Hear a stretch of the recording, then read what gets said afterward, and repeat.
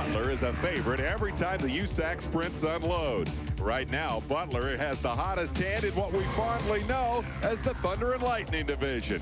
Well, sure, he's a four-time champion, the only man ever to claim that crown. He has 25 career wins. His first victory this year, the highlight of a recent resurgence. In the first 8 races, he was in the top 10 only twice, but he's climbed to 4th in the points by finishing 3rd or better in 4 of his last 5 starts. Steve Butler, the most recent winner here at Winchester on the high banks. The track record holder. Fast qualifier 3 times last year. He didn't win one at Winchester, but watch for Butler to do the high bank boogie this afternoon. They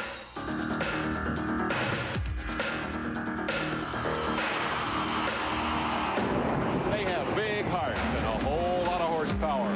Brave souls and the will to win. They are the local heroes. And they live for Saturday night.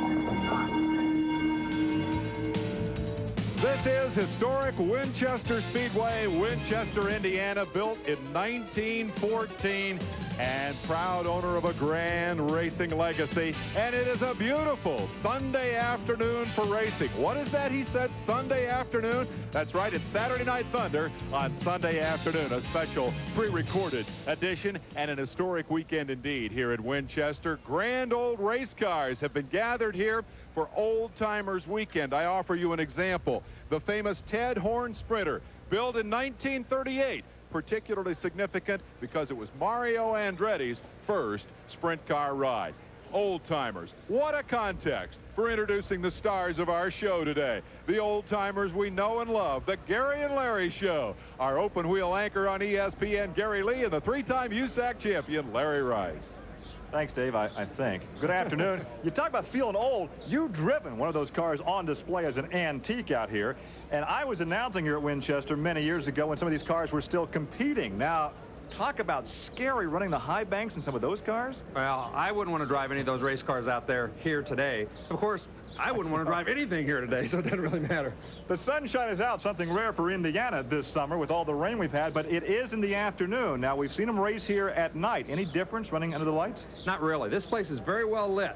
The thing that's scary about Winchester is it's so fast, the closing speed is so quick that the reaction time of the drivers, they don't have time to react and to get out of the way if anything happens. So day or night, it's just as quick and just as scary. Talk about good reaction. This happened in practice earlier.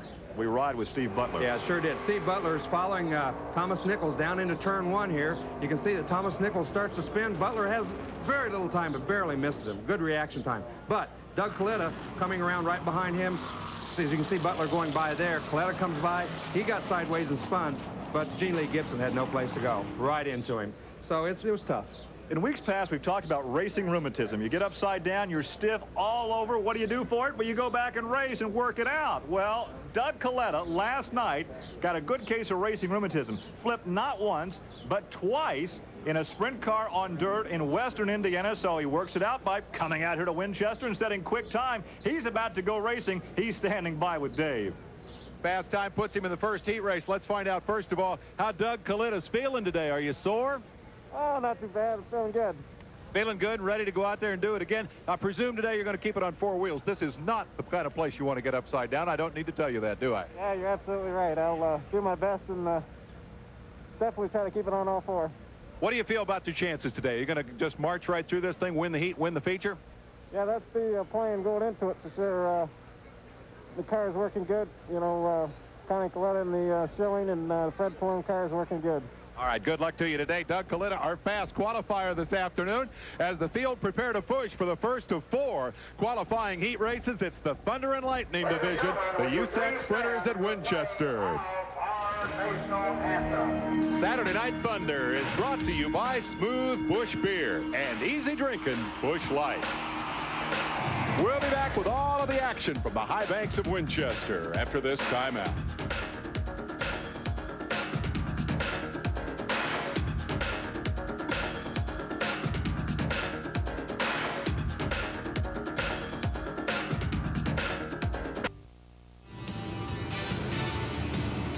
The USAC Loctite Sprint Cars come to Winchester, Indiana, an unusual taped version of Saturday Night Thunder. Winchester, a half-mile racetrack that these cars circulate at 121 miles an hour. That is Steve Butler's track record. Take a look at how they shape up coming in here. Robbie Stanley still leading the division over Eric Gordon. Jim Keeker, who has a stock car ride, we'll be telling you about, is third in the points. Butler has scrambled to fourth with his late season charge. And young Tony Stewart ranks fifth as we come here to the high banks. Trey House, Jeff Bloom, Thomas Nichols, Bruce Roby, and Donnie Adams round out the top 10 in the standings. The chase is on for championship points as we come to Winchester this afternoon. The first qualifying heat race, first to four, is on the track and fired. Let's go topside and check the starting lineup with Gary and Larry. Larry Rice, once again, the inverted start. The fastest qualifiers on the rear for the 8-lap heat race. And starting up in front is Jason McCord on the inside, number 29, and outside Mike Blake in 81. In the second row, Gary Cameron, the World of Outlaw veteran, and a stock car veteran alongside Randy Sweet. In the third row, on the inside, Chip Thomas and Jim Keeker. He is third in the point standings. And rounding out the field, Doug Coletta. He's the fast qualifier in the 12P car. Keeker will take us for a ride around the high banks of Winchester. He will carry one of two cameras this afternoon, the other on the car of Steve Butler. And there, look at the suspension work. This should give us a great shot. We've talked a lot about suspension. This is a rough racetrack. This should give us a great shot. Yes, it will. It'll give us a great shot. This also will give us a good shot of what's going on. Even though you can really see what's happening in front of them, you don't get the perspective of the banking on the racetrack on any of these in-camera shots, but they really show you how the race cars work and what the guys in front of them are doing. Jim Keeker is in his element. By his own admission, he doesn't go well on dirt, doesn't like the dirt, but boy, he's fast on pavement. Yes, he is very fast on pavement, and that is why he has a stock car ride, a Martinsville Busch Grand National race that Dave talked about a while ago, and maybe I stole his thunder by saying that, but he's very happy that he's come this far and got the ride in the stock car, and I know he's got good exposure on Saturday Night Thunder. He's won twice so far, as we're apparently going to take the green flag right along with Keeker, and well, he doesn't get a particularly good start right there. No, he sure didn't. It looked like that V6 lagged down a little bit. He didn't get a real good start when everybody else took off, but it hasn't taken him long. But that was Doug Coletta on the inside that just went right on by him, and he's going to try to go right on by Randy Sweet there too. He does so as Coletta now moves to the inside, and right behind Coletta to the inside there is Keeker, but he still is at the back of the pack. He's still running, Keeker's running, clear at the back of the pack, although now he's got around a couple of guys. Right there we see Chip Thomas. Chip Thomas rides in second position, a little lower groove through 3 and 4, and Gary Cameron from Tulsa, Oklahoma is out in front. There's the battle for third position. That's Mike Blake in that 81 car that Doug Coletta just went around. Keeker's up on him now. That's the transfer spot. So Blake's going to try very hard in that Shoes Gun Rack car to stay in front of Keeker. And here we go back in the cockpit with the Cars West cage cam. We ride down the front straightaway into 34-degree banking. That's what it looks like. Mike Blake is making it very difficult for Keeker to get around because he's entering the race. The corner is very, very low, and Keeker doesn't want to go around him. But look at this. This is Coletta down under Jason McCord and Chip Thomas both at the same time, and McCord touched the wall as he came off the corner there. Now that's Gary Cameron. That's Cameron right in second. That's the World of Outlaw veteran from Tulsa, Oklahoma, making some good progress on pavement. When you go from a winged sprint car on dirt to a high bank track, as Keeker goes by to the fourth and final transfer position, Gary Cameron, I'm impressed with this young man. Yes, he's done an excellent job. He has made a great transition. It's tough to transition the way he has in his role. This is a great shot, Gary. Let's take a look at the suspension as it goes through. Look at that wheel jumping up and down. Look how far that thing moves as it goes through those holes. Very, very interesting to watch that thing move. That's the brake line. That big line up there is the brake line that attaches to the left front wheel that you see also bouncing around. Working now on lap 7. There is a look at Keeker as he moves to the inside of Chip Thomas. That is a battle for third position, and now he takes third. Chip drops to fourth. The white flag is out. 1 lap to go, and way out front is Coletta. Coletta with a straightaway advantage. He will pick up this victory. There he is. There's your leader, Doug Coletta. We've seen him win so many times in the midget competition. He picks up a heat race victory here at Winchester. Off the banking, second place goes to Cameron. Keeker comes in third, fourth. The final transfer position belongs to Chip Thomas. Great job by Cameron. I tell you, he has come a long way since he started in this division.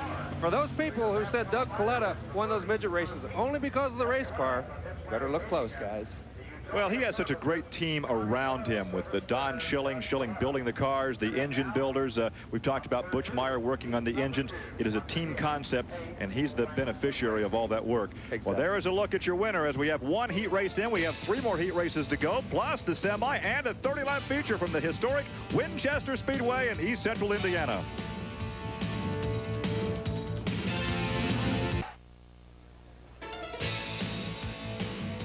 We're back at Winchester, where the first of the qualifying heat races has gone into the book this afternoon, and the fast qualifier has come from behind to win it. Kalita over Cameron. Keeker brings the in-car camera home third, and Chip Thomas grabs the 4th and final transfer spot. And the winner is here, but the car is gone. So let's start with that, Doug Kalita. What happened to your race car? Yeah, we pulled in, and the thing had a radiator leak, so the guys took it back to see where it was leaking from. Hopefully nothing too serious. I'll bet you're glad that was just an 8-lap race. Yeah, it really was. Talk to me a little bit about the pass. I guess that was the one real bit of excitement here for you, is when you actually took the lead up the front straightaway. Yeah, getting down in the bottom of 4 there, you can stick pretty good and still, stay to where you can still leave a lane next to you, just in case somebody wants to run through there. So, yeah, it worked out. Yeah, he wanted to run through there all right. He got right up against the wall doing it. Is there any significant difference between running here in the daytime and running at night? Sure doesn't seem like it. A little luck goes a long ways here. Just try to leave yourself as much room as possible. One last question. We've seen you dominant in the midget division this year. How serious are your sprint car aspirations? Is this a logical next step for you? We really trying just to do the best we can with whatever we're running. Sprint cars is a good step up. Hopefully we get a ride in a champ car or something if we do good with the sprint. So we're just hoping to work our way up. Sounds like a good career path. Congratulations. Doug Kalita has won the first of the qualifying races here today, and heat race number 2 is on the racetrack and fired up. We'll be back with more of the action from Winchester right after this timeout.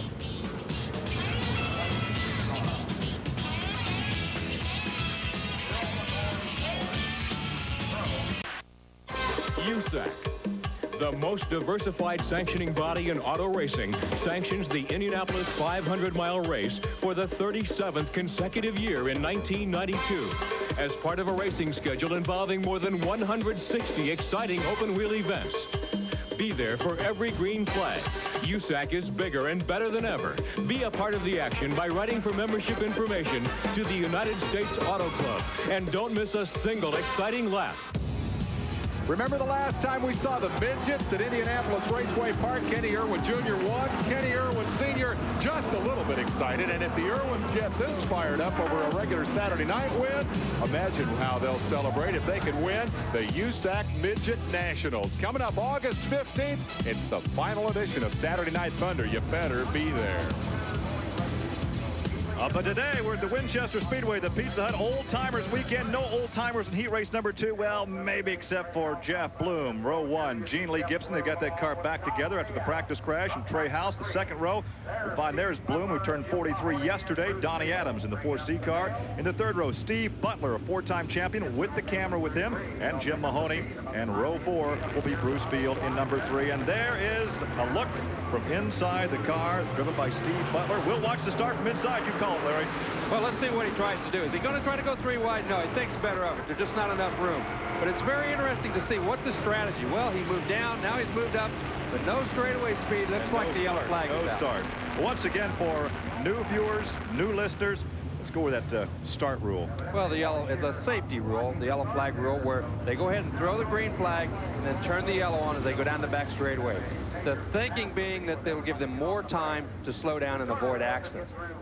There's the Goldfinger Lounge car, number 0. That's the Plummer Walker car. Gene Lee Gibson out of Ohio was involved in a crash during practice. They had to kind of rebuild the front end, the front suspension. Yeah, he went into the corner. He tried to miss Thomas Nichols. He got on the brakes, and the front end just took off from him. He bounced off the wall and then right into Thomas Nichols, and he tore up the front end a little bit. But they had all the pieces. They fixed it. It's going to be interesting to see how close they came on the setup, though. They pick up the RPMs. This time we have a good start. Wally Shear has the green flag. It will remain out this time as they work off the second corner down the backstretch. And we go back in the cockpit with Steve Butler.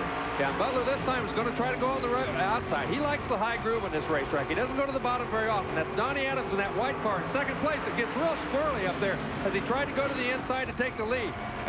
Donnie Adams tried everything get under there. Oh, way down in the inside. Down in the grass. That red car was clear down in the grass down there. That's Mahoney. Boy, that's the lowest I think I've ever seen. Never seen somebody run that low successfully here. Mahoney there in the Aristocrat Products #1, and he has second place right behind Trey House in that bright purple and white car. He looks to the inside. He'll take it here in turn 3. Yep. Makes the pass look easy. Mahoney does. That race car is working pretty well. Jim McQueen works on that race car. He's got a lot of experience and sets the race car pretty well. And Mahoney, quite truthfully, loves the banks and likes fast racetracks. Well, moving into 4th is the camera car, the 4-time sprint car champion Steve Butler. He is up there in 4th position, remains on the high side, keeps the momentum up. He tucks in behind to Adams now going to the first corner. That's Donnie Adams in that white #4. Look at that. Look at the right rear tire on Trey House's car. That right rear tire on that car is very, very low. Look how low that thing is. I think that's part of the problem. Look how it's rolling over. That's part of the problem that he's having, that Winchester wiggle we talk about. I think that's why he's having so much trouble with the race car. That thing might even be going flat. Look how low they are coming through turn 2. Yeah, Trey House has got trouble with that tire. I think that tire doesn't have as much air in as it should have. Well, at this point, though, Steve Butler has to be very, very careful because that number 95 car is not handling at all. No, we talk about Winchester Wiggles. He's got a bad case up here today, and he's going to have to do some work on that race car if he wants to keep going and make the feature race or do well in the feature race. But look at Butler. He's got trouble. He's pulling. Oh, he's got all kinds of trouble. Butler lost the left rear. Butler lost his left rear tire. Oh, and he almost got the wall coming down the front stretch. There is your winner. There is Jim Mahoney. That's the car owned by Johnny Vance out of Dayton, Ohio. Mahoney takes the victory. Donnie Adams ran second. Trey House was third. And Jeff Bloom, by virtue of Butler falling out, ran fourth. He ran well, but he wasn't going to get around Butler until Butler had trouble. Well, I've heard many drivers say, I would rather be lucky than good. Butler was not lucky in regards to whatever the tire. He was lucky to keep it off the fence. Yes, he certainly was. That left rear tire went flat. It turned him straight to the right, and he did an excellent job recovering to keep that thing from getting into the fence. So there's a look at your 4-time USAC Sprint Car champion. He will have to go through the semi, fail to transfer in heat race number 2. We'll come back, talk to our winner, and have more racing from the Winchester Speedway.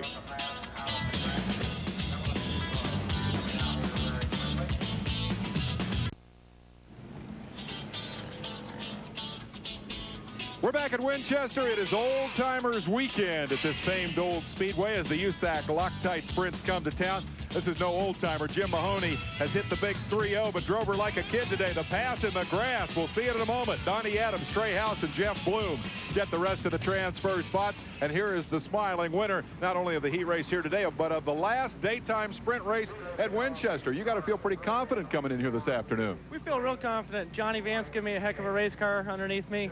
Jim McQueen's turning the wrenches. And I feel all the confidence in the world. You know, you can't say enough when you got a guy like Jim McQueen in your corner and stuff like that. On a racetrack where everybody knows that the good line is up on the high side, it takes a lot of confidence to run into the grass. Tell me about the pass here. I just passed him anywhere I could. I got a good bite coming off of 1 and 2, and he forced me low. Nowhere else for me to go. I was wide open on the throttle. I had to do it, and I just went for it, you know. It was just one of those things that, you know, we're just real happy to be here today. Well, it's a permanent archive in our highlight reel. We appreciate the action. Good luck in the feature today. Thank you. That's Jim Mahoney with a nice pass and a great run to victory here as the second of the qualifying heat races is in the history book on an historic weekend at Winchester.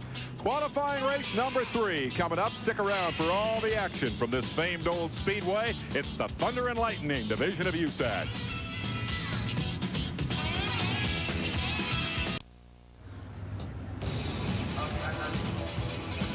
Welcome to the flat farm country around Winchester, Indiana. The corn looking good this time of year. Highest elevation in these parts, the 34-degree high banks of famed old Winchester Speedway, built back in 1914. Coming up tomorrow night, we've got Sunday Night Baseball on ESPN featuring the New York Mets versus the Chicago Cubs. Going to be a good one, 8 p.m. Eastern Time. Tune in for the stick and ball action. Right now, we've got sprint race qualifying heat races. That is the definition of action. And for the call, we go topside to Gary and Larry. Ready for heat race number 3. Let's take a look at the starting lineup. Tony Elliott alongside Greg Staub in row 1. In the second row, we'll have Mark Alderson and Russ Gamester, a past midget champion. In the third row on the inside, number 6, Eric Gordon, your third fast qualifier, and defending national champion Robbie Stanley, and Brad Armstrong alone in row 4. Well, there is a look at the man who on 3 occasions has finished second in USAC Sprint Car standings. And we ask him, do you ever ask yourself, why do you come and run Winchester? Why? Yeah, I've done that before. I walked up around the very top because it's really hard to walk up the banking. And you can look over the existing fence and see the old fence where it used to stand straight up and down before they leaned it in with the banking. And I used to think, man, it's crazy to race here now, but just think how crazy it was to race back in the 70s. Well, Rice, what do you say about that? You raced way back in the 70s. The 70s, man. I raced back then. That's exactly right. I don't think it was that crazy. They used to have a metal fence back on part of the fencing back then, and I did see a couple of guys get out of here. As a matter of fact, George Snyder went out over turns 1 and 2 and broke a couple of arms. There's a look at Robbie Stanley, the USAC Sprint Car champion. And Robbie, after a rough start to the season, has now ascended to the top of the point standings. Well, I think this is, he wants to go to the Grand National racing. He actually skipped the sprint weeks this week in Indiana to go to the races and look for a Busch Grand National ride. And I think he aspires to go in that direction. Jim Keeker has already announced that he's going to go to Martinsville. So I think a lot of these guys look in that direction now rather than the Indy cars. We've talked about IndyCar owners, are you listening? Are you listening? Well, are you that blind or deaf? All these good drivers are looking south. They're wanting to go stock car racing because there's nothing in IndyCar racing. Well, there's just no good cars. Well, if we take a look at the front of the number 18 car, a good well to Mac McClellan. No matter where I go, I'm asked, how is Mac doing? Mac is making progress. We'll talk more about that because it's time to go racing in heat race number 3. And Elliott gets the big jump. Elliott had to fly all night. He ran a midget last night in Denver. That's Mark Alderson down on the inside. That blue number 4 car real loose, doing the Winchester wiggle down there, trying to get around Greg Stock, and couldn't do it. That race goes to the high side. Yeah, and he's still loose. Even on the high side, the back end of that thing is real unstable on him. Well, we saw that car being very loose and very unstable in hot laps. That's Alderson. That's the Steve Staff number 4. And here comes Gamester. Gamester in a sister car to the one that Keeker is driving. And here comes Stanley. Stanley has won twice in this circuit. Last year, first time ever at Winchester, he was victorious. He's in that other yellow number 1. Yes, and Alderson just can't figure out how to do it. Right there he does, though. He went in real hard, real low, slid up in front of Stop, took the position away, but he had a real tough time doing it. Gamester's now going to try to do the same thing. He'll cut down under right there, try to get a big shot off the corner. Doesn't get a very good shot, though. Didn't get a very good run. He'll probably go up high, but when he does, Stanley takes the bottom away from him. Now that he's stuck, he can't take that shot off the bottom to get in front of it. So Stanley moves up a position. Only 4 will transfer, and there is Eric Gordon. Gordon now third in the point standings, second actually in the point standings, and on 3 occasions, Gordon has finished second to the national champion. That has to be frustrating. You'll notice that all these guys going into 1 trying to get in high and then diamond off low. Watch Stanley right here. He's going to come off low. Nope, he couldn't get underneath him, so he had to pull back up high.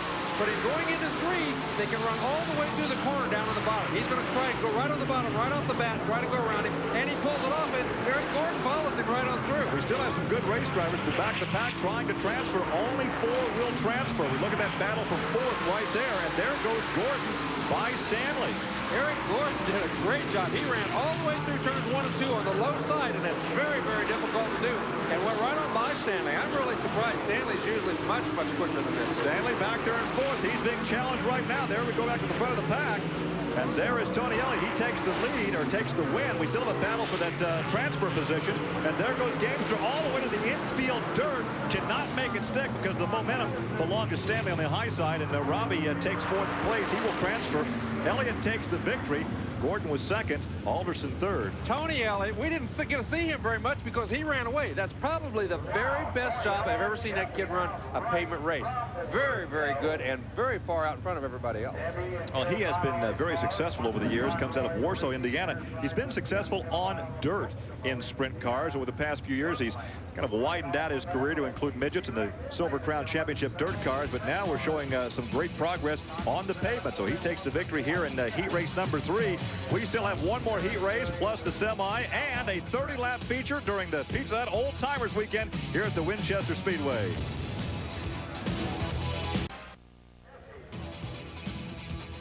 Here are the results from heat race number 3. These 4 transferred: Tony Elliott, Eric Gordon, Mark Alderson, and Robbie Stanley. And down in victory lane on the nose of Tony Elliott's car, Get-Well Mac. And Larry Rice, you have been fortunate. You've never been seriously injured. It's been any sheet time. But when a driver makes such an impact on race fans across the country, they react when they're injured. And I know Gary Bettenhausen, a salty old veteran, was brought to tears when he talked about the fan response with cards and letters and flowers and banners and balloons when he was injured a couple of years ago. The same now Mac is saying, I can't believe the response from the fans.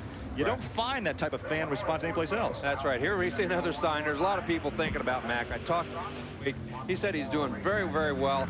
He hopes to even be out of there very soon. They've got him on a machine. He's moving his fingers real well. I've received calls from 7 states and 2 different countries, so I know he's had to receive a lot. Dave? We're with Tony Elliott, who carried the Get Well Mac message in that heat race to what Larry Rice described as the best drive he's seen you turn in on pavement. I don't know if you think Larry Rice knows what he's talking about, but I wonder if that ride felt as good as it looked. Yeah, the car, you know, like I say, I've ran here a couple of times and ran good in the midget one time, but the car, it really felt super, and it makes a big difference when the car feels good on a track like this. Your eyes are kind of bloodshot. I want to know a little bit more about your schedule here for the last couple of days and the next couple of days. You're a jet-set race driver. Tell me what you've been up to. Oh, boy, we raced out in Pueblo, Colorado on Wednesday and in Denver on Friday and Saturday. And we got on a plane at 4 o'clock this morning, didn't get any sleep whatsoever, and came straight here. And we're going to race here today in Kokomo Speedway tonight for the Indiana Speed Week. And we're going to jump back on a plane tomorrow and go back out to Lincoln, Nebraska for the Eagle Nationals. What do you do in your spare time? Try to sell a few cars every now and then. And thinks about racing. Great job in the heat race. We'll see you in the main event. Tony Elliott has won his qualifier and won it in style. A runaway victory. That's the 3rd of the 4 heat races. We'll be back with the final qualifier right after this. Brave souls and the will to win. They are the local heroes. And they live for Saturday night. The historic Winchester Speedway 34-degree banking. We're here for the Oldtimers Weekend. Line up for heat race number 4 in the front row. Tim Champlin and our friend from Prospect Park, Pennsylvania, Bob Ciccone. In the second row, Tice Carlson in a Ford-powered Sprinter. And outside, Tony Stewart, the young lion from Columbus, Indiana. Brian Tyler with a mohawk hairdo. I hope we get to see that haircut later. And Peter Coslino, the veteran of Formula Racing from the East Coast, now residing here in the Midwest. Will be starting outside the 3rd row. Well, as we take a look now at the front row of Tim Champlin, and on the outside, Bob Ciccone. Bob Ciccone, of course, had that frightening crash at Raceway Park a couple of weeks ago in the midget, but he says he's feeling just fine, and he's eager to come back and put on a good show here at the Winchester High Banks. Peter Coslino at the back of the pack in that number 6 car is the 4th fast qualifier. He's a veteran of Formula open wheel racing that's adapting very well to sprint cars. Yes, he is. I saw him when he very first sat in a sprint car ride, and it was tough. I mean, he was at Raceway Park. I was trying to help him get acclimated, and he caught on very quickly. And I told him one of the things is you don't get on the brakes and on the throttle real fast. Everything has to be smooth. And when he didn't use the brakes, he actually went faster. He felt slower, but he went faster. And obviously, he caught on very quick because he was fast here today. Well, we're about to go green. This will be the start of heat race number 4. Once again, inverted start, the fastest on the rear. Only 4 will transfer. And there goes Ciccone to the high side, and he takes the lead coming off the second corner. Bob Ciccone. That is a car that they have changed so many times. The car built by Dan Dryden, the midget chauffeur, that they've made so many changes to that car. And look at that cluster of cars there in turn 4. Watch out, Peter. Boy, Peter didn't look like he had things going too well right there. The Winchester wiggle almost got him in the fence, but he did get around a couple of cars. Yellow flag, a car off the pace. And there is Tice Carlson in the number 73 car. That's the car we talked about being powered by a Ford. Right. I don't know whether he had engine trouble or just killed the engine, but he's obviously lost power, killed it down on the inside of the racetrack, and it's going to need assistance to get back in the pits. Tice is a driver from Indianapolis, that has been a regular with the midget division and just this season has bumped up to the sprint cars. Yeah, he's one of the guys that did a great job to miss that big accident that Mac McClellan was in over at Raceway Park a few weeks ago. And he's a young kid. He's learning quickly and doing a pretty good job. Talk about a young kid. How about this lion right here, Tony Stewart? I think he's one of the most talented young drivers I've seen in sprint cars and midgets over the last several years, since Jeff Gordon anyway, because he's running 5th in the point standings. This is really only his 2nd year. He doesn't have very many races in a sprint car or in midgets, really. And I think he's very talented. He's very smooth and very patient. I think that's the key for him. Well, out in front after only 1 lap has been completed is Bob Ciccone. So, Bob, what's your favorite kind of car to drive? I like midgets in the sense that you can manhandle them if they're not handling properly. But I like any race car that's comfortable. I've driven almost every type of open cockpit car. And when you're handling well with any kind of race car, midget, sprint, champ car, super modified, super V, whatever it is, you always feel really, really secure with the race car. You don't, the faster you're going, I mean, with a good handling race car, it doesn't seem like you're going that fast. So you could be setting a track record and you feel like you're stopped, and you could be driving a car that's not handling well and not even be in contention and feel like you're going a million miles an hour. So really, any race car that's properly handling is a pleasure to drive. How often have you heard a driver say it's easy when you win? When you're in 2nd or 3rd, it's a workout. Green flag flies, start at lap number 2. This will be an 8-lapper with only 4 to transfer. That's exactly right. The faster cars, you look at Champlain, he goes down the inside, gets all sideways, doesn't quite get around Bob Ciccone. Ciccone doesn't seem to be as fast now as he was at the very start of the race for some reason. Maybe the tires cooled off a little bit. Cozzolino up to 2nd position, and that is the car that he actually purchased from John Bickford. That's the car that was driven so successful. Oh, he's in the fence. He actually got the back of Ciccone's car. There was contact there. They got hooked up, and Ciccone takes a harmless slide to the infield, but outside contact for Peter Cozzolino. There's a shot of the back. You can see where the damage was done when Cozzolino got in the back of Bob Ciccone. We talk about that car having been driven successfully by Jeff Gordon. Well, that's the danger for young guys coming to a racetrack like this. They do not realize how fast and how quickly things can happen. Look at Peter Cozzolino. He's sitting in the middle of the front straightaway. He hit the fence in the middle of the back straightaway. That's how far momentum took him, because it lost all the brakes, of course, when he hit the fence. And that's how far the momentum took him around this racetrack once he lost the brakes and kept going, sliding. That car was pushing around the track because it's not rolling because the front wheels are all askew. Yeah, so there was a lot of friction there, and it still made it from the middle of the back straightaway to the middle. Now watch again. Here's the contact off the corner. Larry? Inexperience on Cozzolino's part. He had no business being there when he moved up. When Ciccone moved up, he hit Cozzolino, but Cozzolino had no business being there. So once again, some damage to the rear of Ciccone's car. He may be able to get a push start and resume action from the back of the pack, but obviously that car is heavily damaged there through the right front suspension. Maybe the last we see of Peter Cozzolino this afternoon. Once again, a different camera angle. Peter Cozzolino is trying very hard. He's going to move up on the outside. This is inexperience. He's up there. He's going to stick his nose. Look, he's clear off the left front tire. He just drilled him. He just drilled Ciccone right in the back end. Ciccone did not move up on him. He drilled him, lifted the whole left side of his car up, and spun Ciccone out. He just did not judge properly how far up he was on Ciccone. And when he got on the throttle, he just drilled Ciccone, put Ciccone sideways, and put himself into the fence. Well, Ciccone is running again as he drives down the front straightaway. Dave, you're with Peter Cozzolino. Yeah, the lessons of Winchester are oftentimes hard ones to learn. Peter Cozzolino, you got yourself in a bad spot over there. What happened? Well, I got a little too close to him. I basically ran to the back of him, but I wanted to get interviewed, but I don't think this is the way I wanted to do it. No way to get yourself on television. What did you learn? You've only had about 20 seconds to think about it, but what did you learn? What won't you do the next time you come here? Don't stick your nose under someone's tail that far. Glad to see you're okay. Peter Cozzolino learns an expensive lesson here this afternoon. Bob Ciccone is fired, but Peter Cozzolino appears done for the day. We'll be back with more of the action at Winchester. The restart of our 4th and final heat coming up when we come back.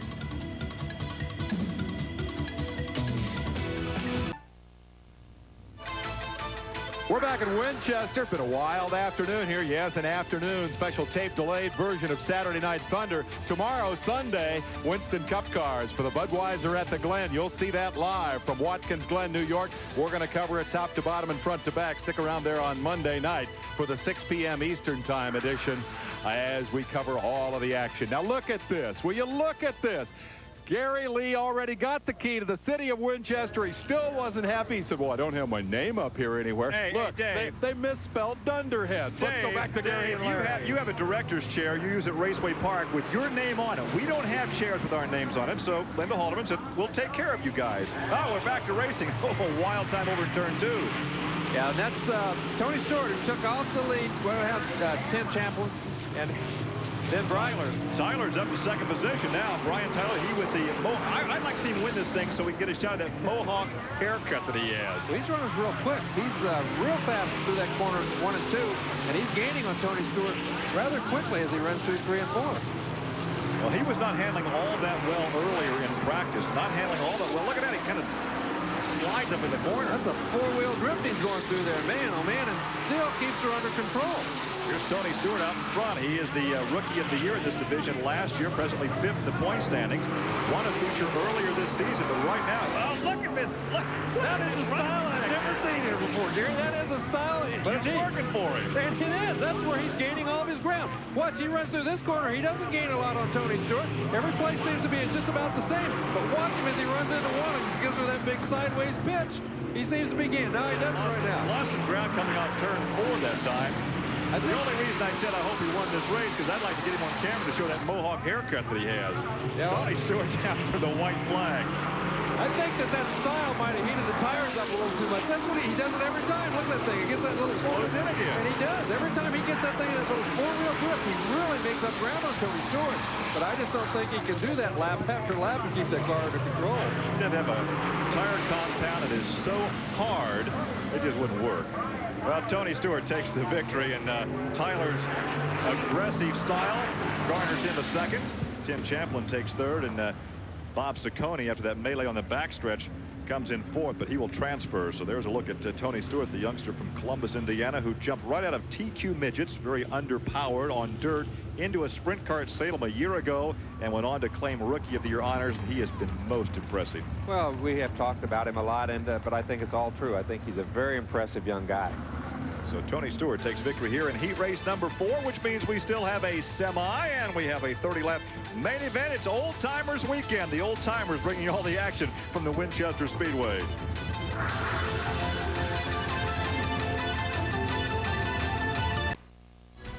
We're back at Winchester where Tony Stewart has won the 4th and final qualifying heat over Brian Tyler, with Tim Champlin and Bob Ciccone rounding it out. A lot of people talking about you as the next big star of the future, kid. Does that work on your head? Do you get the big head when you hear that kind of talk? Yeah, it kind of makes me scared, really, because I feel like I got a lot more pressure on me, but trying to take it in stride and just go out and do my job each day. You had some pretty good pressure for Brian Tyler there. Were you aware that he was behind you? Yeah, I saw him stick his nose under me in 1 and 2, I think 2 or 3 laps from the end, so I knew he was there. We've been fighting the loose condition today, and we're getting a little closer. I think we're going to be good for the feature. Steve Chrisman got a handle a lot better that time. I think we'll be all right for the feature, though. What's the key to a 30-lapper here? What do you have to keep uppermost in your mind if you're going to win one of these things? Well, for myself, just to keep concentrating and you know, save the tire. It's a long race here, and with it being a day race like we have today, it's harder on tires than normal, so you got to keep the tire underneath you and the car straight and just, you know, keep focused on what you're doing during the feature. It's a kid who sounds like he knows what he's doing. That's Tony Stewart. He won the 4th qualifier, and he'll be lining up for that 30-lap main event. We're getting ready to take a break and come back with more of the old car action here on Historic Day at Winchester.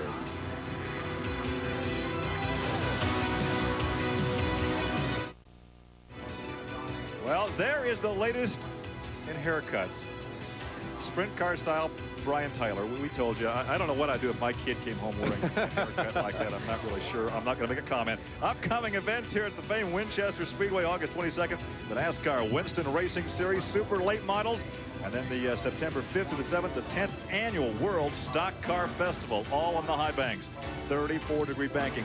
On the banking right now, we have nostalgia. Well, there is the car that Larry Rice began his driving career in way back. I don't recall when it was. And maybe we can take a ride. I'll be your riding mechanic a little later. Now, wait a minute. I never had a riding mechanic. But I'll tell you the truth.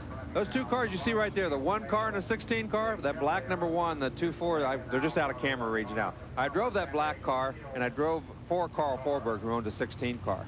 Now, perhaps we can get a shot at that black number 1 going down the backstretch. That was indeed a car that you drove several years back, coming into your frame right there. There it is. That bring back memories? Sure does. I ran second at the Indiana State Fairgrounds in that car when Ray Smith owned that car. And the number 16 car right there beside it also was owned by Carl Forberg. And I started out, part of my sprint car career started out for Carl Forberg. Tell everybody who Carl's son-in-law is. Pancho Carter. Pancho Carter. Dave, you have some more information for us down there. I don't have more information, but I have the man with all of the information. Bob McConnell is the president of the Winchester Oldtimers. First of all, Bob, I guess this is a very special weekend for you and for all of the members. Certainly is. We're pleased to be here and have a lovely day. We currently have on the track many of the sprint cars. We have midgets, sprints, and even an Indy car or two that are gracing the presence here today. Thank you. Well, the guys have been extolling the virtues of some of these old cars. Let's take a look down here at the monitor, because you probably know better than any of us the history of some of these machines. What can you tell me about some of these cars we're looking at? We have a number of cars that are powered as they were then by Chevys. There are Ford powered. We're looking at a Forberg car, which is a Grant King car. We have also a as they're coming in, it's a little difficult to tell each one. Notice the Roadster coming around the corner there. That was a very famous one running here on this track. And as the Roadster is coming in, it was the San Diego Steel Indy car. Now, that's something to be here and at Winchester and this famous half-mile track as an old Indy car, but it put many miles on here. We also have another car which is special on an Indy car. It was a 2-man Ford car, and that one was with this particular group of sprint cars and the 1 Roadster. All in all, a tremendous thrill for us to have the opportunity to come and see these cars. Just quickly, what kind of people spend the money and the time that it takes to keep these cars in this kind of shape or to restore them to this kind of shape? It takes real dedication. First of all, we are preserving the racing history and the past here in this country. We are displaying, we call it exercising. This is not racing, but we are exercising them, taking them out so you can hear these lovely sounds of the offies, the earlier cars. We even have some that are on the track at the moment, and these are what they call the bobtail speedsters. That goes clear back to the Model T and the Model A. And they weren't much more than a couple seats that were just on a stripped-down chassis. Some speed equipment they used, to be sure, to get that extra performance. But they were lightweight and a lot of fun right now. We're very pleased to have the opportunity to share this historic moment. We appreciate it. Thank you very much. That's Bob McConnell. He's the president of the Winchester Oldtimers. And let me bring you up to date on where are they now for another Winchester Oldtimer. You know the name, Tom Bigelow. He's done a lot of miles around this place. As a matter of fact, you'll find Tom at Winchester Speedway, not just on weekends, but just about every other day of the week, too. When USAC's all-time leading sprint car winner isn't on the high banks, he's just outside them, doing masonry work on the Winchester Oldtimers building. Through my career, when we was really going, even during the week when there's nothing to do, it just seemed like you had to stay busy doing something. So learned a lot of little part-time deals, and laying brick was one of them, doing carpentry work. My brother and I had trucking outfit. Nothing beats racing. And racing has been part of Bigelow's life since way back in '57. He began his driving career in a midget owned by the late Don Vogler, Rich's dad. That's Don on the far right. 4 years after his first USAC start, Tom scored a big win at the Astrodome in Houston, the year 1969. And as the victory total began to mount, car owners in other divisions sat up and took notice.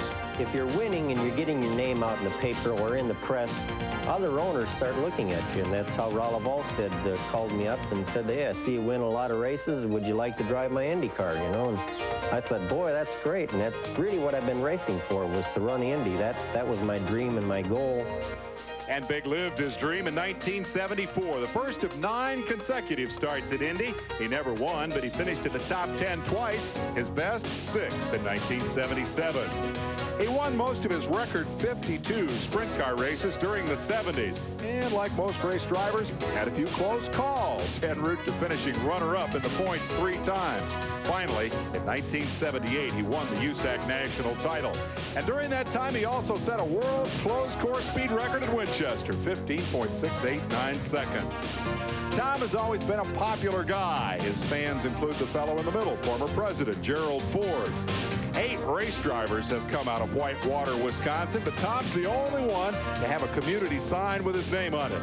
At one point, his fan club was 3rd in membership, behind A.J. Foyt, another number 14, and some guy named Richard Petty. Tom nowadays lives just outside Winchester and has become the caretaker for a variety of stray cats. Ironic, because a Bigelow autograph always included a drawing of a mouse. This is a shelf of a lot of the mice that people have sent me, being the autograph with the mouse on the signature. I think there's like 50 here. I think total we've got somewhere near 200. They're setting different places in the house. In trophies, we got some in the closet. We have a Christmas mouse down there. My granddaughters really enjoy these. And my youngest one especially, she'll come up and say, "Come on, Papa, let's go see the mice." Tom and his Judy are typically proud of the grandkids. You'll find pictures of them all over the house. And he's also proud of what he's accomplished in his racing career. A racing career which, for the record, is far from over. We're not about to quit by any means yet. We might run sprint cars another year, but stock car racing, ARCA, they're going to see a lot more of us next year.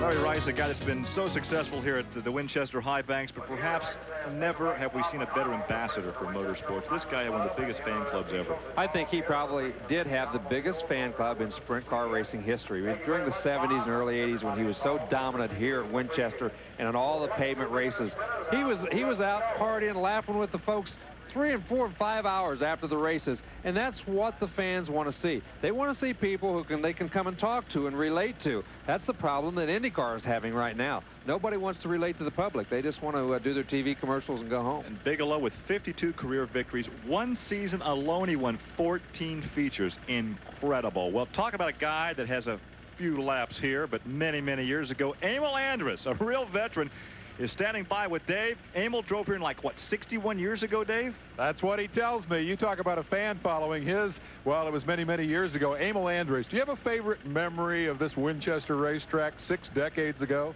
I sure do. I lost a tooth here from a stone hitting me in the mouth 60 years ago, running against guys like Rex Mays and Maury Rose and a few of the real sharp men in those days. We talk about how this place hasn't changed very much over the years. You can tell us firsthand how much different it is today than it was 60 years ago. Oh, it certainly has changed. It's more safety factors. The track is paved, a beautiful concrete retaining wall, a beautiful grandstand, and Roger Hallman is certainly doing wonderful with the facilities. Is it as much fun to come here and watch today as it was to come and drive back in the 40s, 30s? I guess it would have been the 30s. It's sure. I still get goosebumps, and I wouldn't miss Winchester Oldtimers for anything. That's the spirit that makes this such a special day. Emil Andrus, ladies and gentlemen, a veteran of this racetrack 61 years ago. It is a very historic day at America's most historic half mile. We'll be right back.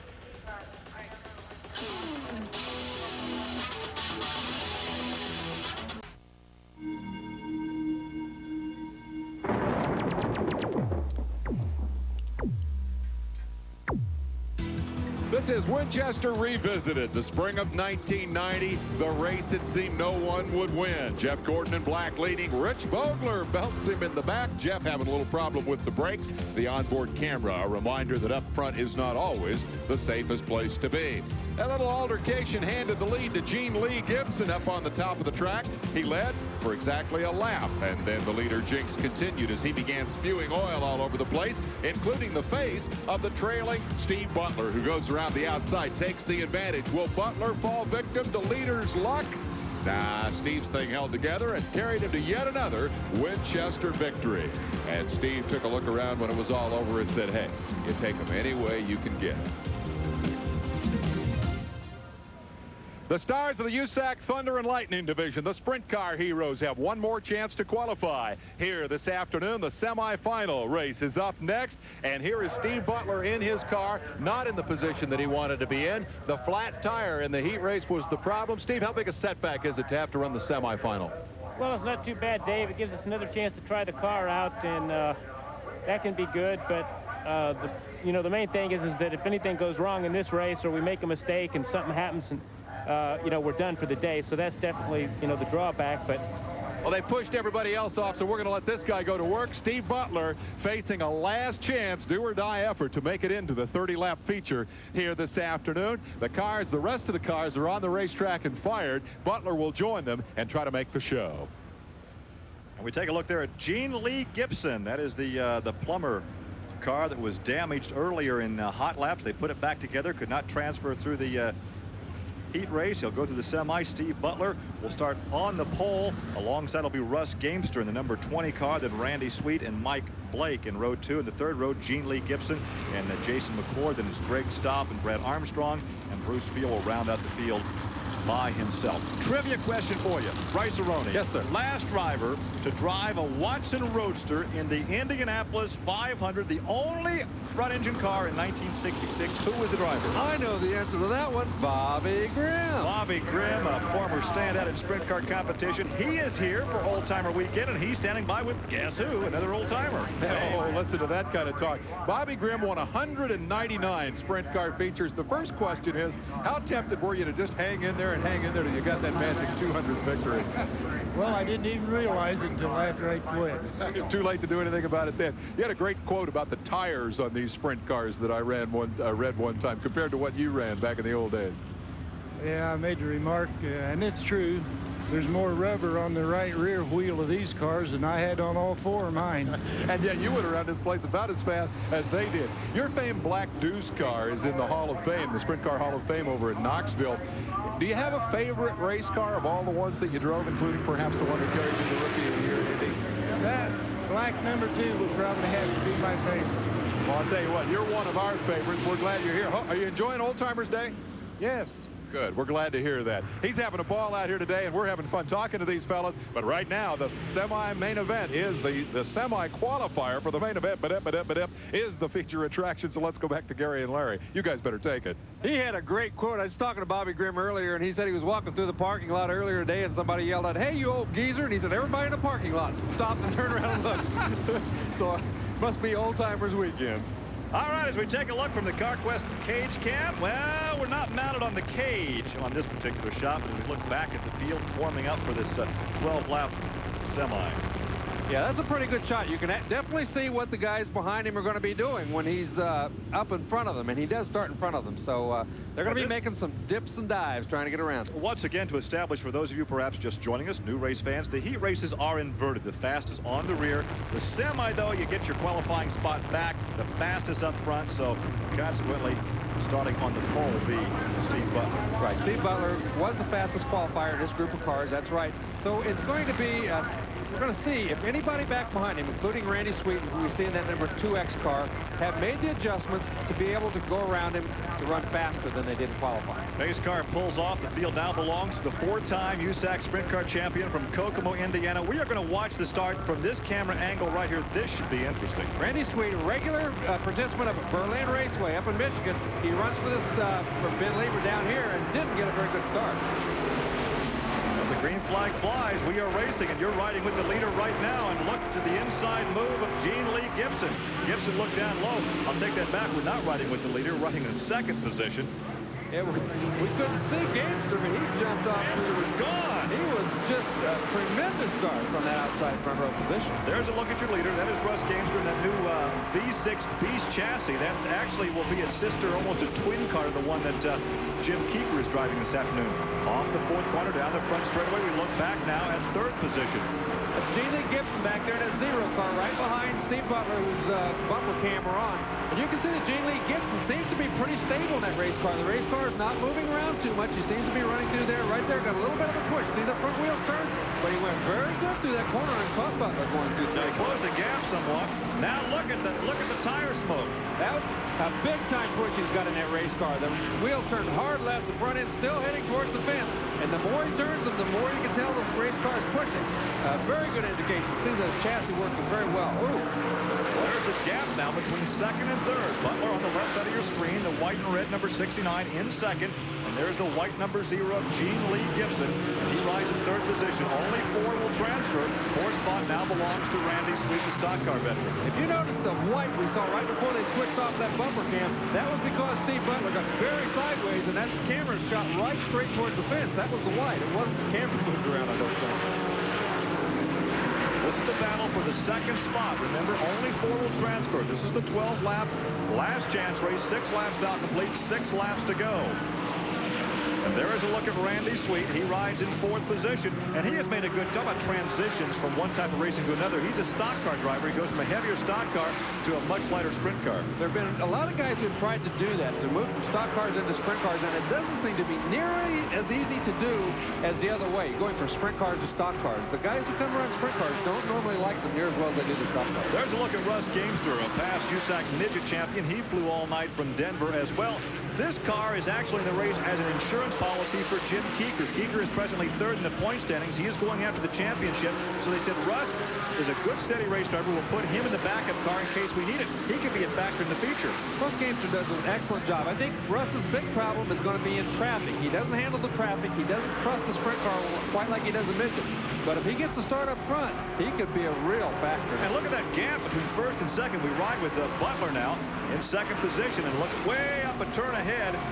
See, you notice in that shot, you can't see Gamester all down the racetrack. The banking is so much that you have a tough time seeing down the next straightaway. There's the white flag from starter Wally Shear. One-lap car between first and second. That is Bruce Field. Yeah, Bruce Field's had an awful lot of trouble. I think that race car is not set up nearly as quickly as he'd like to have it. There's a battle for third position. As the race has gone along, the push in that 0 car has gotten worse, and that's why he's falling back. And he pushes off the corner. Can he get it? No! Sweet hangs on for fourth. Third place goes to the number 0 car of Gene Lee Gibson. And there is a look at Russ Gamester from Peru, Indiana.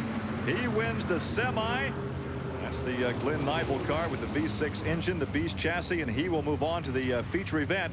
And second place then belongs to the 4-time sprint car champion Steve Butler. And that may be somewhat of a surprise, although Butler said, hey, we're going to test the car, one last chance to check it out. He may be holding something back. Well, I doubt if he was holding anything back then, but for the feature, he's definitely going to go and make some changes so he can run quicker. We finally have sunshine in the Hoosier State. It's not raining in Indiana this afternoon. A great crowd on hand. There's a run down the top 4 transfer to the main event.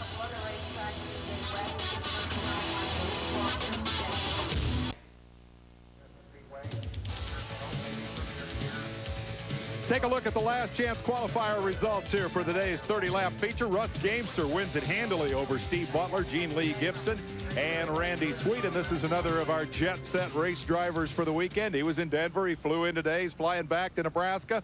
How much of a strain does that put on you, especially given the fact that you're jumping from one kind of race car to another?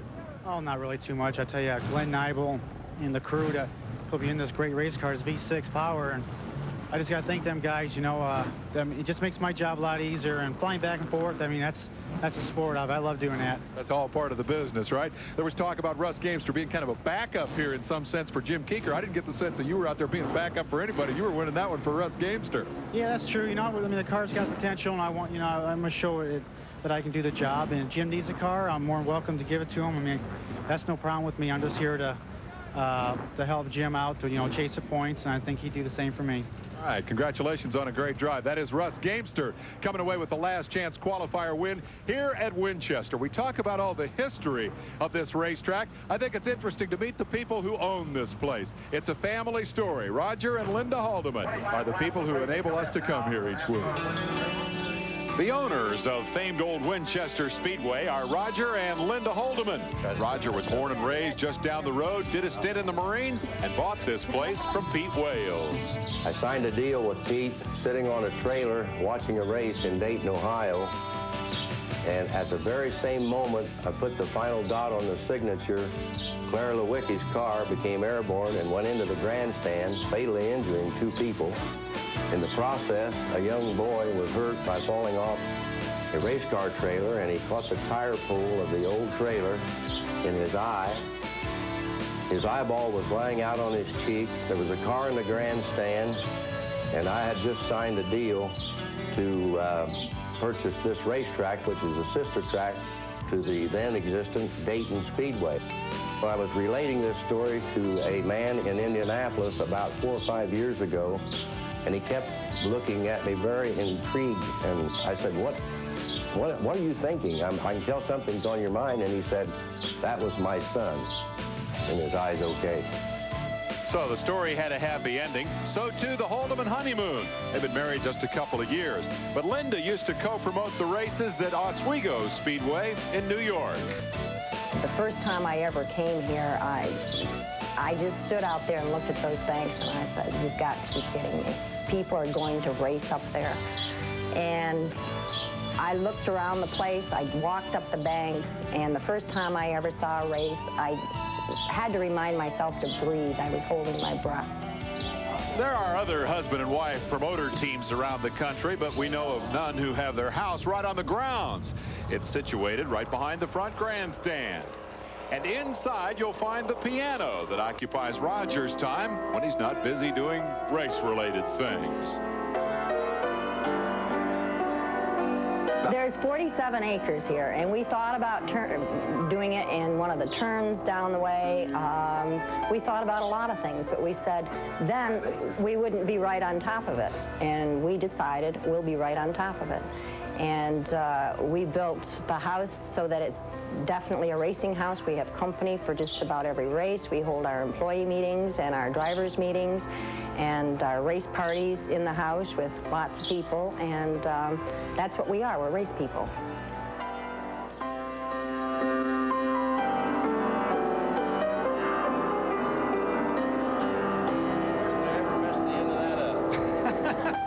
I think to underscore her statement, we are race people through and through. They live, they breathe, they eat racing. Some very hospitable folks. Oh, they're very nice people. They do live and breathe racing, and I think that's the one thing in racing that holds true. Whether it's Roger and Linda Holdeman, the fans that sit out here, or the participants, they're very loyal, very fun-loving, and they just love the sport of automobile racing. I know that they've done surveys on loyal to sponsors, and the race people are much more loyal to sponsors and people who sponsor race cars than almost anything else in the country. So I think not only Roger and Linda, but all people in racing love it, and they love everything about it and try to help the sport as much as they can. Revered and feared, the high banks of the Winchester Speedway, 34-degree banking. And we have a lot more motorsports action coming your way, so stay with us on Oldtimers Weekend.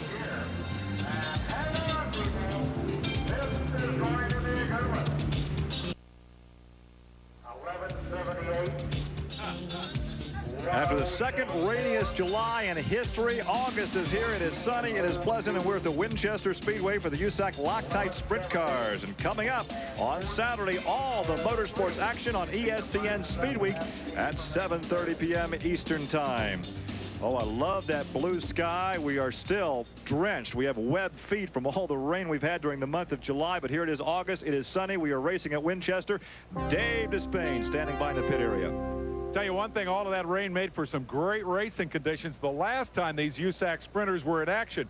That was on the dirt. It was at Terre Haute, Indiana. It was a wild afternoon of competition, in part because of the racetrack conditions. Larry Rice reviews the Terre Haute race. It used to be that the USAC sprinters came to Terre Haute many different times during the season. But this year, the Jim Hurtubise Classic was their one and only appearance here. And with the ground soaked from recent rains, it was going to be a good one. Eric Gordon, the winner of the most recent sprint car race on the pavement at Berlin Raceway, says making the transition from pavement to dirt can be difficult. I love running the dirt anytime I can. I wish we could run more of it, because the problem with switching back and forth is sometimes your senses don't stay up with the calendar. In other words, you'll get so tuned into racing pavement that it'll affect you when you go back to the dirt. I'm still on a learning curve in the pavement. You know, we've done well. I have good equipment. I got good mechanics on the pavement. Our program's real good there, so it makes it easy for me to learn. And I admit I'm still learning there, but I come back to this, I feel like I have an edge. So it's really, for me, it's probably different from most guys. Where I'm learning there, I'm just coming back here and really feeling aggressive and confident. Usually when you see this helmet, you expect to see Johnny Parsons Jr. behind the wheel. But today he was acting as crew chief for his son, Johnny Parsons III. I feel pretty comfortable with this one. I ran midgets a few times, and really a sprint car is a little more stable. And of course, I was pretty nervous going into it, so I was expecting it to be a lot of power and hard to handle, but really it came along pretty well. How about Dad? How much help is he? He's a lot of help. I'll tell you, Larry, remember, Johnny can relate to the times that we talked about how bad Terre Haute dries out, how quick this place goes away. If you draw a late number, we've been there now, haven't we? Yep. You can relate. The action track lived up to its name right away, as during the second heat, Jack Hewitt bumped wheels with a slower car, hopped across the guardrail, and then rolled over a couple of times. Hewitt wasn't hurt. In fact, we'll see him later. The only other incident of any consequence came during the third heat, when Gary Cameron spun in turn 1 and sat helplessly while young Parsons couldn't manage to avoid hitting him. In the feature, the pole sitter and first leader was Doug Coletta in the black car, the so-called pavement specialist. He led until Rusty McClure in the white car used the inside groove and powered by Doug on the front straightaway. Now, how many times can you almost crash and still save it? Watch the second car in your picture driven by Kerry Foss. Up on the cushion, 1, 2, 3. He lost 3 positions, but kept on going. Coming off a yellow, watch Tony Elliott in the blue car go low and temporarily take the lead from McClure. That's Jack Hewitt running in third. But McClure got the lead right back, though, and went on to score his very first USAC Sprint Car win ever. Okay, we do have one correction on that. They just announced today, Gary, that they're going to run the Hallman Classic, which was rained out last week at Indianapolis Raceway Park, that they're going to run that on October 11th at Terre Haute. So there is another race on the schedule down there. Well, as we enjoy the Oldtimers Weekend here in Winchester, I think one of the most enjoyable parts of the entire weekend is the bench racing, lie swapping, call it what you will. And some of the best stories I've heard this weekend involve a racetrack that was most famous for its name. Its heyday was right after the war. Donald Davidson has the story of Jungle Park Speedway. Just north of Rockville on Highway 41 in the western part of Indiana, and right next to Turkey Run State Park, sits this rural recreational area.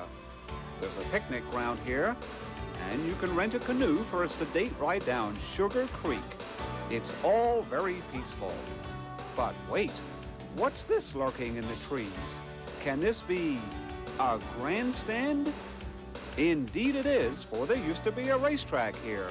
And not just any ordinary racetrack. This was the infamous Jungle Park Speedway. This was a hotbed of racing, especially in the 1920s and 1930s. These grandstands would be filled with people who came out to see the big cars, the forerunner of today's sprints. And since it was pretty unusual for Jungle Park to come under the prestigious AAA sanction, most of the races here were considered outlaw events. And this is half a century before the world of outlaws. Future Indianapolis 500 winners raced here, like Bill Cummings and Louis Schneider, Maury Rose, and Wilbur Shaw. Jungle Park was a real challenge and very dangerous because the terrain and the surface would change every few feet. The main straight wasn't straight. And check out the grandstands as it was. It goes downhill in 5 separate tiers. The bottom 4 sections have long since gone, but take a look through the weeds. The foundations are still there. Bobby Grimm, eventually to win the IMCA Sprint title 4 times and to compete in the Indianapolis 500 9 times, drove his very first race here in August of 1946. It was supposed to be oiled dirt, but it had been oiled so many times that it just turned into almost like pavement. And it would get holes and ruts and stuff. And to patch it, they would just pour some tar down in the hole and cover it up with pea gravel. And that's the way it would be patched. And it was just patched and lumps and humps all over the place. My very first race was there, and I just took an immediate hate to pavement. And it was quite some time before I got over that. As a matter of fact, until I went to the Speedway, I would avoid pavement every chance I got. For more than 20 years now, Jungle Park has been owned by former driver Charlie Sentman. He's the father of late model driver Charlie Sentman, the racing auctioneer. You're fairly well known locally, so what did the locals think when they knew that you were going to buy this place? Well, they knew a little bit of my past history, and they just knew that Charlie's going to start a racetrack. But I think I got something a little bit better in the sense that we can operate more days of the week. And the initial thought was to have conducted canoe trips down this stream. There's a lot of history on this stream itself. Well, in the first week, I found out people didn't want a guide. They wanted to be Daniel Boone themselves, and so consequently it went into an entirely different operation in that everybody's on their own, and we just furnish the equipment and transportation, and we send them downstream and let them enjoy themselves. The accidents here were sometimes horrendous and the injuries frequent, and the old-timers still refer to the track as a killer. But there's a certain fascination for the nostalgia buff to walk around here in this peaceful nature setting and feel the vibes and imagine what it must have been like to have been a participant years ago, and what it must have been like for the fans to travel here under not very easy circumstances to watch their heroes race.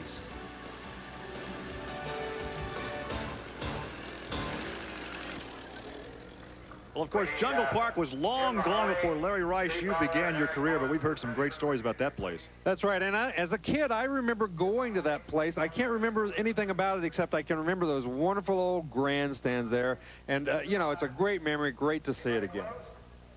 Dave, this is Oldtimers Weekends. You got some thoughts on that? Well, I do indeed, guys. I am reminded of the family reunions I used to go to as a kid. How many of you did this? You went to the family reunion, and for the first couple of hours, you had to be very polite while a bunch of aging aunts and uncles that you really didn't know made a big fuss over you. And all the time, you wanted to be off playing with your little cousins. You remember that? I am reminded of that here on Oldtimers Weekend. For those of us who have an appreciation for the great cars of the past and the heroics of the drivers who piloted them, this is a wonderful weekend of nostalgia. But on this weekend that honors the past, I find myself thinking about the future and about the kids who came here.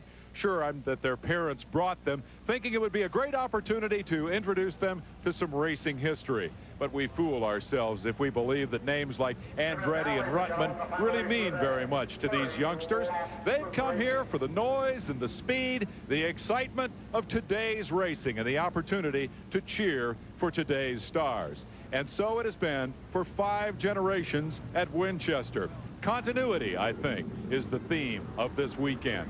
Since 1914, the kids have come here, and they have discovered the thrill of racing. And as those kids grow older, they learn to appreciate the glorious history that this racetrack represents. And ultimately, those kids have kids of their own, and they too come here to learn the thrill of racing the world's fastest half mile. And so the racing circle is unbroken. I take from this Oldtimers Weekend a great sense of reassurance from all of that. Our main event is coming up next. You stand by for all of the action. The fans are ready, the cars are ready, the green flag waits. We'll be right back at Winchester.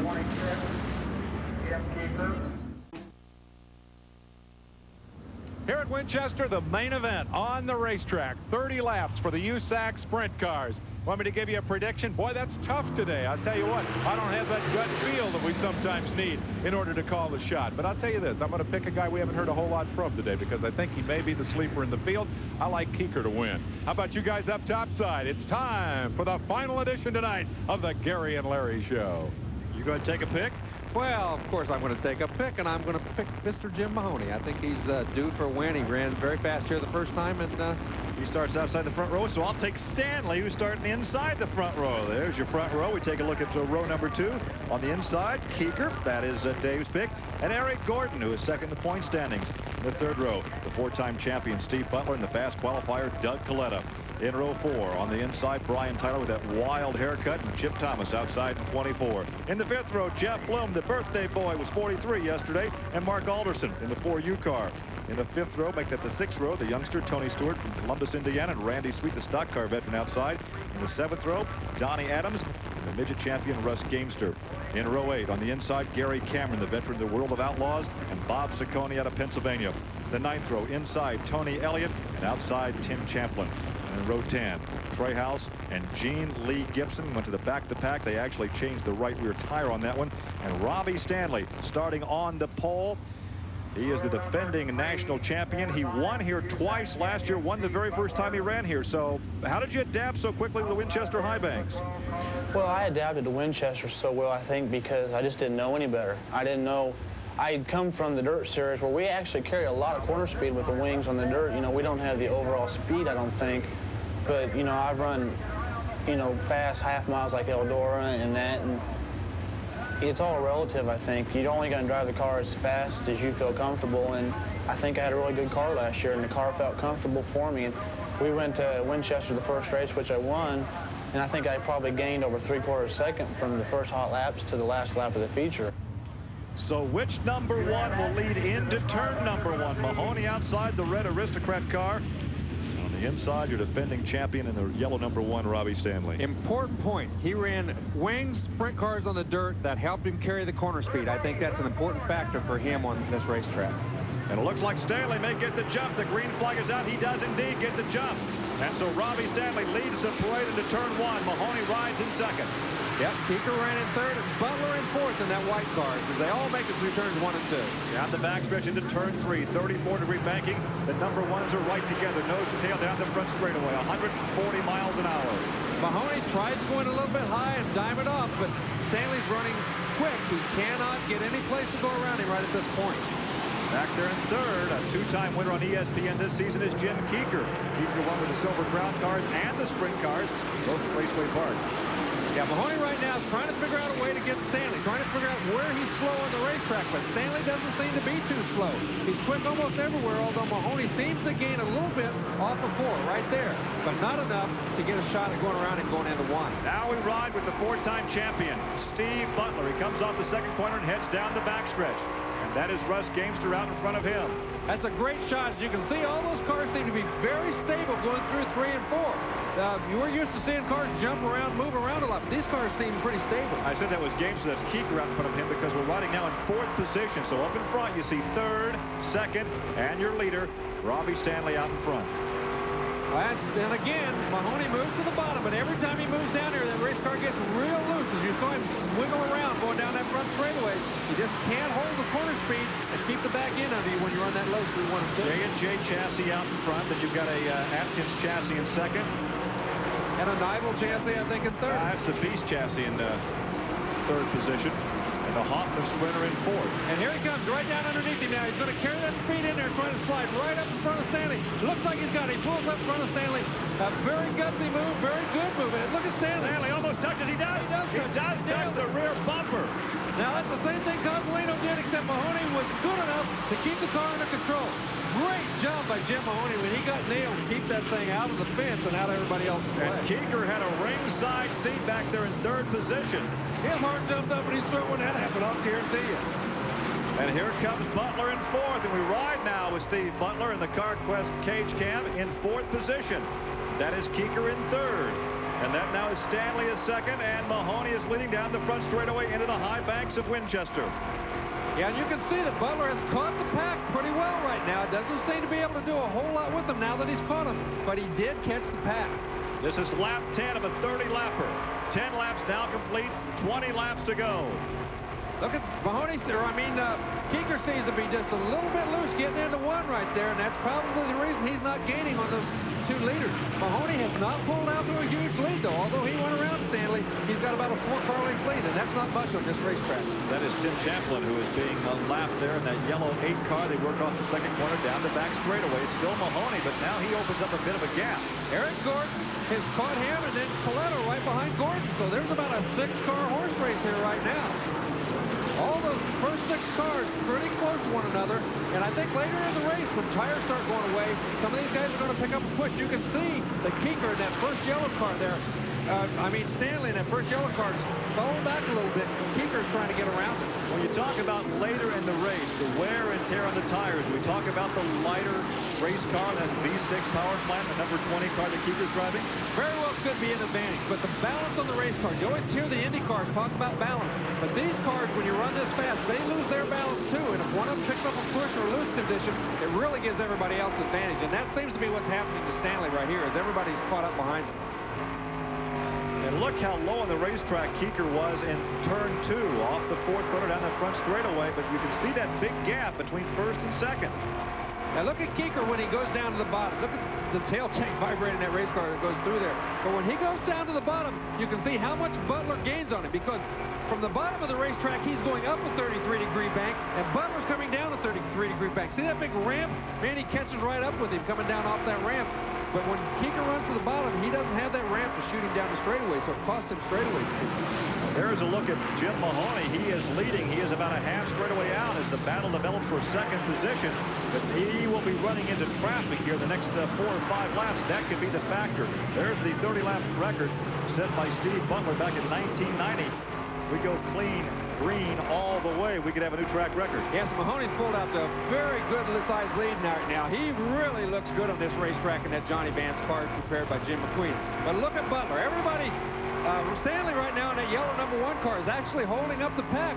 Keeker in the 20 car, the other yellow car, can't seem to get around him. He's pushing just a little bit too much. Look right down there. Pulls right back up in front of Butler. We're saying Keeker, the 20 car. It's actually the 26 car. The 20 car is the team car that Gamester is driving. Traffic could be a factor right here because your leaders are starting to get into traffic. I'm sorry, you're right, Gary. That is the 26 car. But look at Butler. Right now, he's gotten under Keeker a couple of times, but he doesn't carry the straightaway speed either when he gets down low on the racetrack. Well, there is a shot, a wide shot of that battle for position, but here is your leader, Jim Mahoney. He is in heavy traffic. Let's see how he can negotiate the traffic. That is Randy Sweet that he just went by. He went by Gary Cameron. That was a great move, a gutsy move, but a great move. Under one guy, on top of another guy, split him in the middle. Very, very talented to do something like that. Pulls alongside Jeff Bloom now, and you mentioned all day that he's quietly been so fast. But right now, he's well out in front. Well, right here, this is really a battle back here. Keeker to the bottom. He can't make it stick, so he goes to the top. Butler goes to the bottom. He can't make it stick. Stanley just is, it seems to me like Stanley's picked up a push. He seems like the race car is just pushing so bad that he can't get through the corner. Oh, it's right there. Butler made it around the top side. Keeker dropped to the bottom. Butler went around him on the top side. We'll see if he can make it stick. No, Keeker goes back down underneath him, see if he can pick it back up. They almost made contact back there in turn 2. So there's a look at second, third, fourth. And here's a shot from the number 69 car looking back at Jim Keeker. This is second position, looking back at third. And there he goes. Yeah, he goes on by for second position, we should say. Now we're looking back at third. Stanley gets a little loose as he goes by Sweet. Stanley is awfully loose. I thought he was pushing, but it looked to me like he is loose in the back end. That's what caused him to slow down a little bit. Keeker, oh, there it was again. It was a little loose. But that's Butler now in lap traffic, trying to get through the lap traffic to get up with Mahoney. But Mahoney is way gone from him. Gary Cameron about to be lapped in that black number 3, and now he pulls up. We're speaking of Butler pulling up behind Bloom. Bloom stays on the high side. That's Mark Alderson in the blue number 4U car. That's the Steve Stapp entry. Well, he's doing Butler to go by him. Well, he couldn't make it on the low side. He stays on the high side. Yeah, Butler seems to be working the traffic very well too, but well, when you get that heavy of traffic, it's really, really difficult. Here we see Stanley on the bottom. That's Keeker and the other yellow car underneath him trying to get around it. But Eric Gordon went around Keeker while he tried to do that move on the bottom of the racetrack. Eric Gordon's been quiet back there, but he's been moving up very steadily and driving a great race. Well, right now, the only way that Jim Mahoney can lose this thing with that straightaway advantage.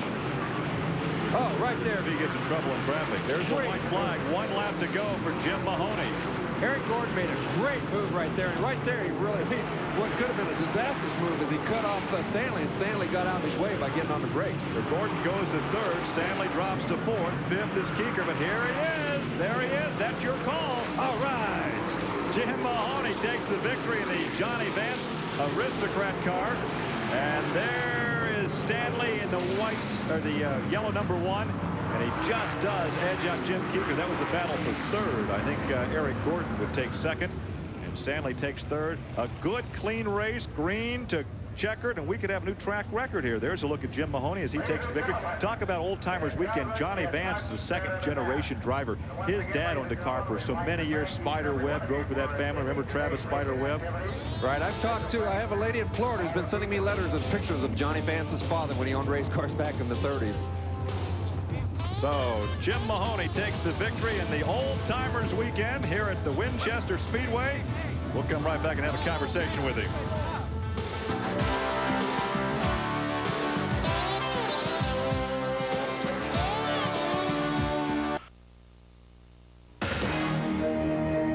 Midnight Thunder has been brought to you by GMC Truck, the strength of experience.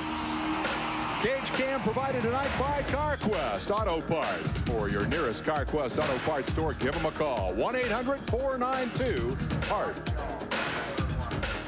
Welcome back to the Winchester Speedway as we wrap up Oldtimers Weekend here with a victory for Jim Mahoney and number 1 past number 1 on lap number 7.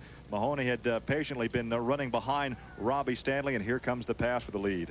He just got in there. Stanley got a little bit loose. He got a run on him coming off the corner, down inside him. And once he got up there wheel to wheel with him going into 3, he was going to guts it out. He was going to drive that thing in there so deep and then just slide right up. He does a little shuffle there as he moves that car right up in front and cuts off the racetrack. Once he's up there, even though, look at this, Stanley comes back, gives him a shot in the rear end because he says, I don't like that.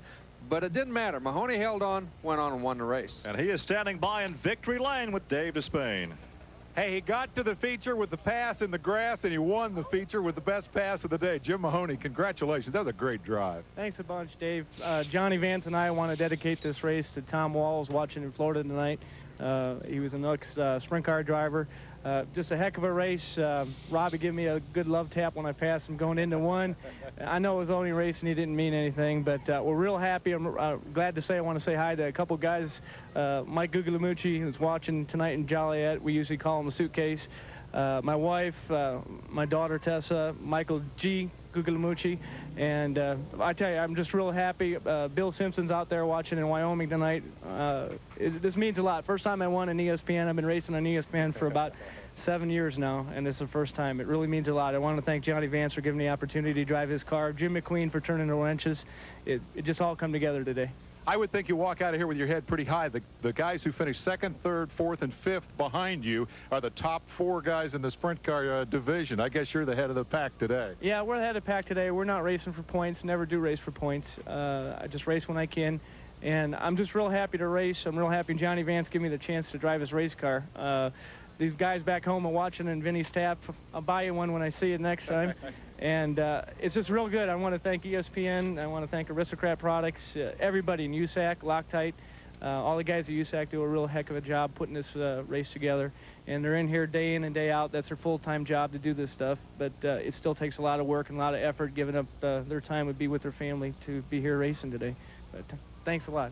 Congratulations, man. Great drive. Johnny, I give you a bit of advice. Keep this guy in your race car. Let's go back topside to Gary and Larry. Dave, I got to tell you, I think anybody that can pronounce Guglielmucci twice in one interview and not mispronounce it deserves to win this doggone race. And the other thing is that when Stanley hit him in the rear end, I know he wasn't saying that was just racing. He didn't mean nothing by it. He was really upset. Well, as long as you win the race, you can say that. If you lose the race, you say something else. Let's take a look now at the full field rundown once again. Mahoney, first time on ESPN for victory lane. Steve Butler, a 4-time sprint car champion, in 2nd. Then it was Eric Gordon, Robbie Stanley, and Jim Keeker rounding out the top 5.